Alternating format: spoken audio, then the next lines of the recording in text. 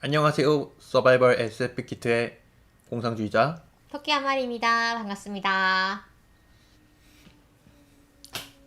네, 저희 오늘은 작품을 다뤄보는 시간이죠. 네. 네, 어떤 작품을 다뤄볼까요? 저희가 저번에 배명훈 작가님의 네, 저저번이죠. 배명훈 네. 작가님의 타워를 다뤘었는데요. 네, 그거에 이어서 배명훈 작가님의 또 신작 장편 소설인 우주섬 사비의 기묘한 탄도학이라는 책을 가져왔습니다. 음, 이 책이 보니까 또 굉장히 좀 유튜브에서도 많이 얘기가 나오고 있더라고요. 그래요. 그 북토크 같은 것도 음, 겨울 서점에서 배명훈 작가님하고 진행을 네. 했던 것 같아요. 네, 저희가 한번 단신대 소개해드린 적이 있었던 것 같은데 네, 저희도 한번 읽어보고 여러분들께 좀 소개를 해드리려고 합니다. 네,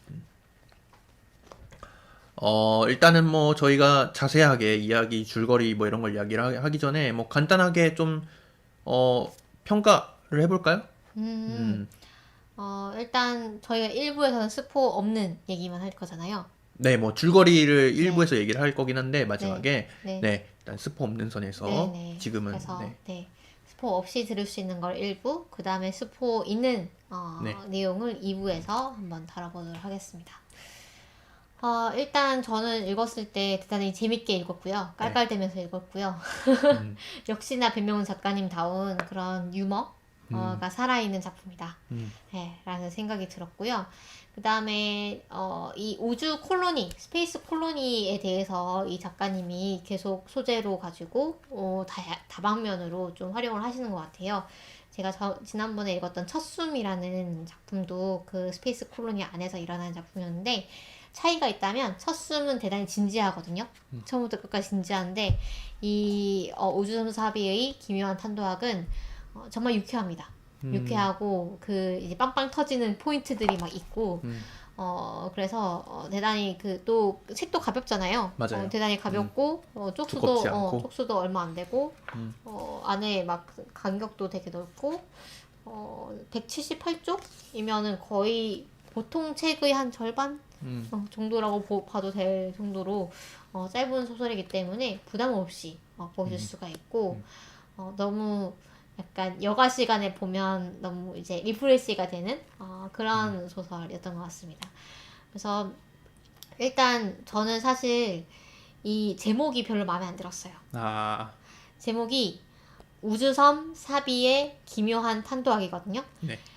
내용을 읽어보면은 이게 무슨 제목인지 한 번에 이해가 되는데 내용을 모를 경우에 이게 도대체 무슨 내용인가 일단 봤을 때 네. 약간 그 헷갈리기 쉬운 단어들이 많아요. 우주섬이 우주섬인지 우주선인지 그렇잖아요. 우주선이 우리는 이제 익숙한 단어니까 우주섬을 우주선으로 이제 헷갈릴 수도 있고 사비가 나오잖아요. 그렇죠. 사비가 뭔가 사비가 여기 보시면은 나오지만 백제의 수도였던 사비거든요. 네. 그래서 거기서 따온 도시 이름인 거죠. 네네. 근데 보통 우리가 그렇게 생각하지는 못하니까 SF 소설에서 그래서 사비가 뭔가 사비로 뭘 결제했나? 그쵸. 네. 그 다음에 사비가 무슨 등장인물 이름인가. 이름인가? 네, 네. 저 사람 이름으로도 그쵸. 있을 법하니까 사비. 그 다음에 기묘한 탄도학. 탄도학도 또 보통 사람들한테는 생소한 되게 단어죠. 생소한 단어란 말이죠. 그래서 이게 어떤 의도를 가지고 지으셨는지는 알겠지만 대단히 헷갈리기 쉬운 제목이었다. 그래서 저도 그냥 지나가면서 그냥 배명훈 작가님 신작 나왔다. 그랬는데 제목이 길잖아요. 네. 근데 한 번도 뭔가 제대로 정확하게 이걸 뜻을 알고 이제 소개를 한 적이 없었던 것 같아요. 그래서 제목이 어떻게 보면은 네. 또 약간 생소하다 보니까 좀 약간 낭만적이게 느껴지기도 하는 것 같아요. 그럴 수도 있죠. 네. 근데 다 보고 나시면은 사실 뭐 제목이 마음에 굉장히 드실 수도 직관적인. 있죠. 직관적이고 네. 그 다음에 우주섬이라는 게 그 이 스페이스 콜로니를 우주섬이라고 이제 표현을 하신 거잖아요. 네. 이 표현이 상당히 뭐 마음에 들기도 했습니다. 저는. 맞아요. 저도 그쵸. 그래가지고 네. 앞으로는 그냥 우주섬이라고 부르는 게 더 어떻게 보면은 좀 직관적이기도 하고. 그렇죠. 네. 네, 네. 인공섬이긴 하지만, 네, 인공섬이지만 우주섬이라고 볼 수도 있겠다. 스페이스 콜로니를 그런 생각도 스페이스 들었고. 콜로니 외래어니까. 그렇죠. 네. 그다음에 탄도학은 탄도학이라고 하면은 뭐가 떠오르시나요? 저는 뭐 로켓. 로켓 쏘는데 막 이렇게 뭐 포물선 그리는 운동 뭐 이런 거 생각나고. 뭐 포병. 그쵸. 네, 네, 그런 거 생각나고. 네. 군대에 가면 이제 그쵸. 포병들이 이제 네. 계산하잖아요. 네, 네, 네. 각도랑 뭐 그렇죠. 그런 걸로. 네. 그런 게 생각이 나는데 여기서는 그보다 조금 규모가 작은 게 나옵니다. 그래서 이따가 또 줄거리 설명하면서 또 나올 거고요. 그 다음에 이제 주인공은 남자지만 여성 인물들이 또 많이 등장하죠. 많이 등장하고. 근데 그 약간 성별이 네. 그렇게 좀 작품의 앞에 전면에 나오지 않는 것 같아요. 맞아요. 처음에는 아리까리 약간 헷갈려요. 그래가지고 그렇죠. 읽다 보면은 여잔가? 남잔가? 네, 네, 네. 헷갈리는데 그다지 그렇게 뭐 그 성별이란 것이 좀 중요한 요소로 그렇죠. 작용하지는 않는 책이다 보니까 그 와중에 이 주인공의 친척 고모? 고모가? 네. 고모분이 상당히 점쟁이죠. 네, 신박한 사업을 하시는데 이게 또 재밌었습니다. 그러니까 보통 SF라고 하면은 또 과학이라고 하면은 이런 오컬트, 미신 뭐 이런 것들과는 거리를 둘 것 같잖아요. 그런데 여기서는 이 소설에서는 그거를 적극적으로 활용을 합니다. 이 역법에 대해서. 이 역법과 그러니까 우리 왜 예전에 뭐 국정농단 사건에서도 봤지만 정치인들이 이 뭐라고 해야죠? 무속 뭐 이런 미신을 상당히 또 신봉을 하잖아요. 어떤 뭐 좋은 때 좋은 날을 잡아달라. 뭐 좋은 뭐 장소 뭐 풍수지리상 뭐 좋은 장소를 뭐 좀 점지해 달라라든가. 위험한 거 아닌가요, 이거? 왜 뭐가요? 방송 없어지는 거 아니에요? 아니겠죠. 네. 기사로도 막 나오잖아요. 뭐 그렇죠. 무지개가 떴다 그 기사 보셨어요? 아니요. 그게 뭐. 윤석열 대통령이 그 취임한 날 뭐 무지개가 떴다 이러면서 기사가 나와가지고 사람들이 막 또 막 반대로 해석한 사람도 있었어요. 문재인 대통령이 이제 고향으로 돌아가니까 무지개가 떴다 막 이렇게 해석한 사람도 있고 그것 때문에 이제 막 시끌시끌한 적이 있었죠. 그렇군요. 네. 어쨌든 그래서 그런 부분들도 대단히 재밌었고요. 그 다음에 또 이 고모는 단순히 그 점을 보는 게 아니라 점을 또 연구를 해가지고 어떻게 보는 것이 합리적인가 막 이런 거를 이제 연구를 해가지고 보면은 다른 그런 그 점쟁이 뭐라 그러죠? 그 철학관 그런 데를 다 망하게 만들었다 이런 얘기가 나오죠. 어떻게 보면 나름 또 어떻게 보면은 과학적인. 그러니까 스스로는 이거를 진심으로 믿고 있지는 않은 거예요. 그렇죠. 네. 근데 철저히 비즈니스죠. 비즈니스로 사업으로서 이제 뭐 연구소도 막 만들고 연구원들도 많이 이제 고용을 해서 막 계산을 해가지고 이것이 표면적으로는 이 점인데 약간의 첩보, 약간 이 정보를 파는 그런 느낌으로 이제 사업을 하는 것 같습니다. 그래서 흥신소 같은 느낌. 그렇죠. 이런 것도 너무 재밌었고 또 주인공이 이제 처음에 어떻게 저렇게 해가지고 이 우주섬 사비로 가는데 가서 부패 공무원이 되잖아요. 탐관오리가 되겠다. 내 꿈은 탐관오리. 이것도 너무 재밌고 참 그 여러 가지 이 기발한 그런 유머들이 등장하는 그런 소설입니다. 그러면서도 휴머니즘이라고 해야 될까요? 끝까지 읽으면 상당히 마음이 따뜻해지는 그런 소설입니다. 그래서 또 그러면서도 어떤 그 소설을 이끌어가는 추동력, 약간 그 미스터리 같은 것들도 있어요. 스릴러? 그렇죠. 좀 긴장감이라던가, 좀 미스터리 그렇죠. 그런 게 있죠. 지금 빅데이터. 아, 그 시청자분이 콩땅콩님이 네. 무속이라는 건 빅데이터다. 음, 빅데이터고 과학이다. 네네. 통계학의 한 그렇죠. 분야 아니겠습니까? 이렇게 얘기를 하시네요. 네. 그렇죠. 그래서 저는 뭐 이런 감상이 네, 있었습니다. 네, 공상님 어떻게 보셨나요? 아, 저도 뭐 다 좀 동감이 되고 저는 또 미스터리적인 면이 굉장히 좋았어요. 음, 약간 그 책을 놓지 못하게 하는 그런 네. 힘이 있고. 약간의 느와르적인 부분도 있죠. 맞아요, 맞아요. 네, 예, 그 주인공 중에 한 명이 직업이 그렇다 보니까 네, 상당히 그 좀 약간 첩보물 그렇죠. 같은데 네, 좀 더 약간 싼마이한 느낌이 나요. 그렇죠. 유머 때문에. 네네. 그래가지고 그리고 또 그 굉장히 쉽게 써진 느낌이에요. 그래서 굉장히 술술 넘어가고 맞아요. 굉장히 빨리 네. 읽으실 수가 있습니다. 네네. 그래서 사실 그 배명훈 작가님이 예전에 은닉이라는 작품을 네. 썼거든요. 그 작품이 그야말로 대놓고 첩보물이었어요. 근데 그 작품은 대단히 진지한 그런 톤이었고 이 작품은 상당히 가벼운 톤이라서 되게 재밌었습니다. 그럼 그러면 본격적으로 좀 얘기를 해볼까요? 네. 마우스가 어디 마우스 갔죠? 여기 이거 이쪽에 두시고 네. 쓰시면 되겠습니다. 그래서 여기 표지고요. 좀 더 큰 화면으로 이렇게 보여드리면은 표지가 이렇게 생겼습니다. 네. 그래가지고 아마 여기 앉아 있는 남자가 주인공인 네. 것 같고 이 여자가 또 어떤 미지의 인물, 네. 스포일러인 인물입니다. 네. 그래서 저희가 1부에서 줄거리를 좀 대강 말씀을 드릴 거예요. 네. 완전히 다 스포일러 하는 느낌은 아니고 뒤에 뭐 반전 같은 거는 좀 남겨놓고 대강 있게 좀 말씀을 드릴 거고 2부에서는 줄거리를 다 세세하게 말씀을 안 드릴 것 같아요. 그래서 2부는 소설을 다 읽으신 분들을 위한 컨텐츠로 다 읽으시고 들으시면은 좀 재밌는 그런 컨텐츠로 좀 보여드리겠습니다. 네. 그래서 타워 저번에 저희가 다뤘었는데 타워랑 굉장히 좀 비슷한 느낌의 작품인 것 같아요.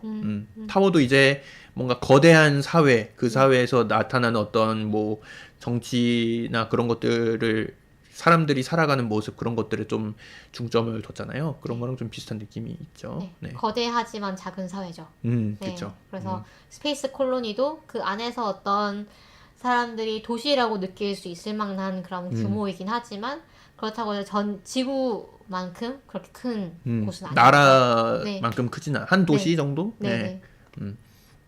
그래서 배경이 우주섬이라고 했는데 저희가 이제 흔히 아는 그 스페이스 콜로니입니다. 네. 요런 원통형으로 느낌의. 생겼고요. 네. 그래서 원통형으로 생겼고 그래서 인공 중력을 이제 발생시키고 있고 저희 뭐 엘리시움 같은 거 보면 나오는 네, 그런 곳이죠. 그렇죠. 그리고 그래서- 저희 저번에 다뤘던 우주를 가다 네. 거기서도 나왔던. 그래서 가만히 서서 위쪽을 보면 하늘이 보이는 게 아니고 저 반대편 도시가 보이는 거죠. 네. 그래서 요 표지에서도 이제 위쪽에 네. 도시 풍경이 보이는 네. 그런 곳이고요. 요거를 이제 우주섬이라고 이제 번역을 했는데 굉장히 좀 이쁜 단어인 것 같아요. 네. 그래서 저도 이제 방송 준비하면서 다 우주섬이라고 썼습니다. 네. 그리고 요 우주섬에서 벌어지는 일인데 이름이 사비예요. 사비. 굉장히 그 오랜만에 들어보는 단어더라고요. 사비가. 네. 예, 이제 백제의 수도였죠. 백제의 그렇죠. 수도가 원래 요 한성, 지금의 서울이죠. 아유, 마우스가 한성에 있었다가 네. 고구려가 이제 남하 정책을 하면서 웅진 그리고 웅진에서 사비로 이제 수도를 천도를 했다 뭐 이렇게 알려져 있는데 네. 그 외에도 여러 그 옛 도시의 이름들이 나옵니다. 웅진도 안에서 나오고요. 그다음에 네. 고마라는 도시도 나옵니다. 고마는 이제 제가 뭐 정확히는 모르겠는데 아마 이 북쪽에 있는 도시를 고마라고 하는 것 같아요. 아 진짜요? 네, 네. 저는 웅진의 그냥 별명으로서 고마가 나온 건 줄 알았어요. 그런가요? 네, 웅진의 웅진. 별명이 고마인가요? 그러니까 웅진의 웅이 이제 곰웅자잖아요. 그래요? 그래서 이 고마가 이제 고무의 옛날 그 말이래요. 그래가지고 그런가요? 책 안에서는 그렇게 나왔던 것 같아요. 네. 음, 어쨌든 그래서 네.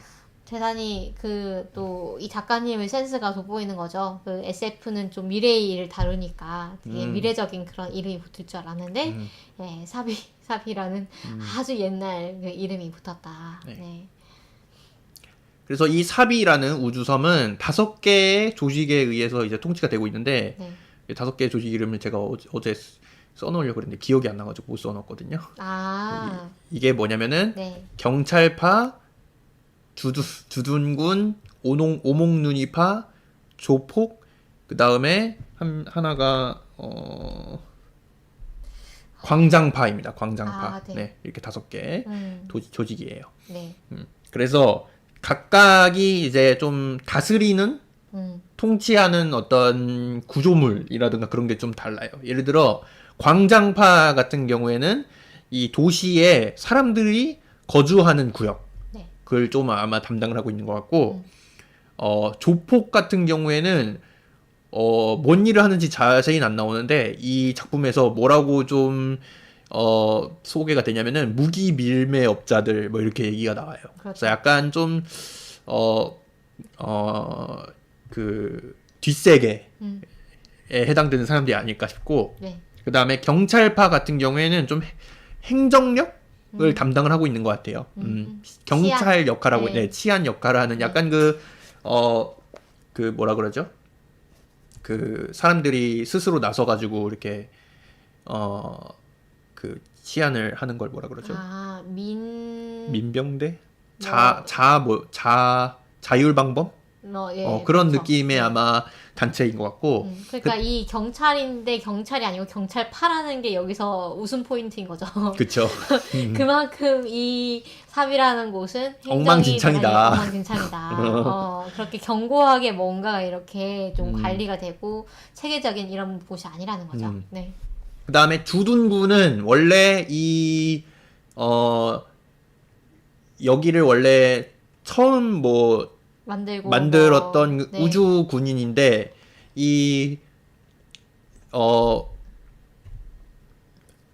우주섬의 구조를 보면은, 우주섬 요 사진을 보시면은, 네. 요거를 아마 예로 들어보시면은 이 겉표면에만 중력이 작용하고, 네. 겉표면에만 중력이 작용하고 이 중심 부분에는 중력이 없잖아요. 네. 중심 부분은 회전을 하고 있지 않으니까. 네. 그래서 외부에서 우주선이 들어오면은 이 중심 부분을 통해서 뭐 도킹을 한다던가 그렇게 되는데, 네. 이 부분을 관리를 한다고 나옵니다. 그런데 이 우주군 같은 경우에도 여기 소설에서 나오기로는 뭐 옛날에나 우주선을 탔지 지금은 우주선을 타는 사람이 없다. 별로 타본 없고. 사람도 없고, 네. 그냥 어떻게 보면 뭐 명목상으로만 남아있다. 이런 느낌으로 나온 것 같아요. 그래서 그 삽이 안에서는 귀족 역할을 한다라고 나와 있거든요. 그래서 그 사람들이 어떤 특권을 좀 가지고 있고, 그 다음에 약간 자기네들의 그런 특권의식 이런 걸 나타내기 위해서 일부러 헬멧을 막 쓰고 다니기도 하고 우주복 일부러 입고 다니기도 하고 그런 족속들이라고 보시면 되겠습니다. 네. 그 다음에 오목눈이파라고 하는 제일 네. 중요한 조직이 있어요. 오목눈이 신생 조직이죠. 네. 네. 오목눈이파는 이제 이름이 오목눈이에서 왔는데, 귀여운 어몽님. 네. 이 오목눈이파의 보스가 네. 장고요라는 사람인데, 이 장고요라는 사람이 굉장히 카리스마가 있어요. 그렇죠. 굉장히 카리스마가 있고, 이 사람이 등장하면서 이 사비라는 이 도시에 평화라는 것이 좀 찾아옵니다. 이 사비라는 도시가 얼마나 엉망진창이냐면은, 이 사비라는 도시에 이제 저격총이 막 이제 들어오거든요. 왜냐면은 이 깡패들이 전쟁을 맨날 벌이니까. 그러니까 원래는 무법 도시였죠. 그죠, 무법 도시죠. 상당히 유혈이 낭자하고 아주 폭력 사태가 계속 일어나는 그런 도시였는데, 그래서 뭐 무기도 얼마든지 막 이렇게 밀반입되고, 그래서 뭐 저격총을 가지고 다니는 이 케이스가 아주 흔해가지고 패션 아이템이 됩니다. 그래서. 네. 그래서 학생들이 책가방으로 쓰게 됩니다. 네. 그래가지고 네.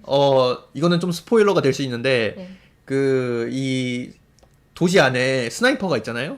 근데 아무도 그 스나이퍼의 존재를 알아챌 수가 없어요. 왜냐면 그렇죠. 다들 그냥 저격총 가방을 그냥 평소에다 메고 다니니까. 그렇죠. 네. 그런 느낌의. 사실, 예. 지금 현실에서는 약간 그런 거 있잖아요. 그 바이올린 케이스? 바이올린 케이스를 이제 총 넣는 곳으로 네. 막 쓰기도 하고 그렇게 하는데 예, 그런 거의 반대 버전이라고 생각하시면 될 것 같습니다. 네.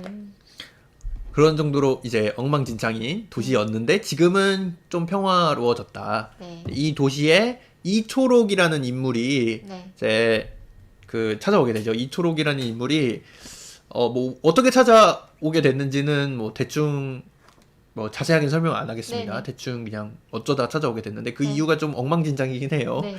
굉장히 엉망진창인 이유로 왔고 굉장히 대책이 없는 사람인 것처럼 보여요. 처음에. 그렇죠. 네. 네.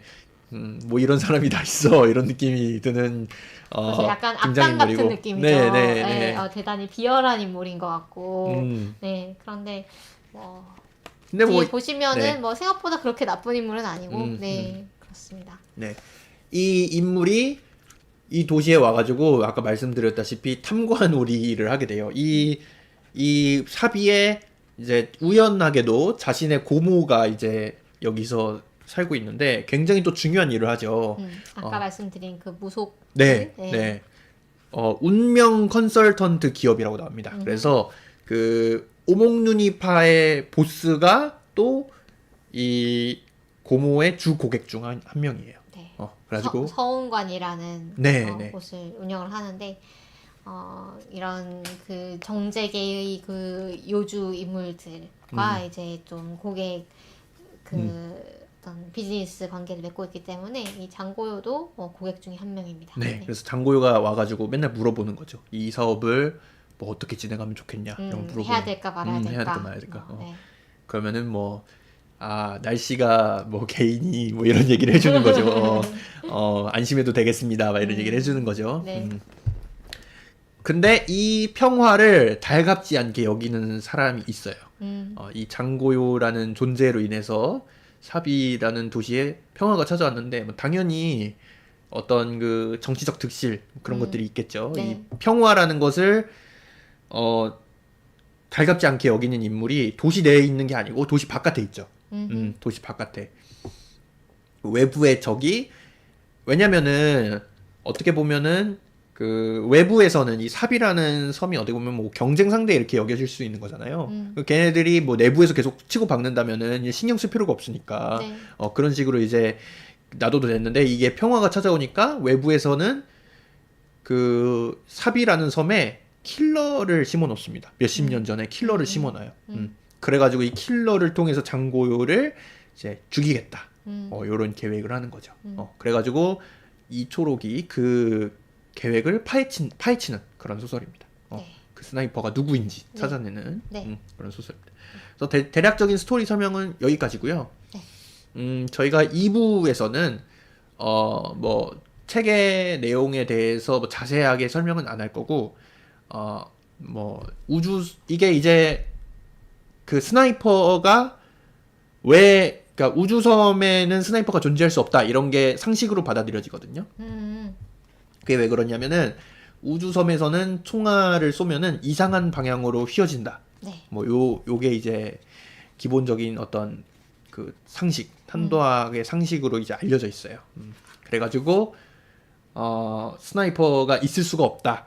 이렇게 사람들이 믿고 있었는데 이초록이 연습 사격을 하는 걸 이제 발견을 하게 되죠. 정확히는 이제 탄환의 흔적을 발견을 하게 되죠. 네.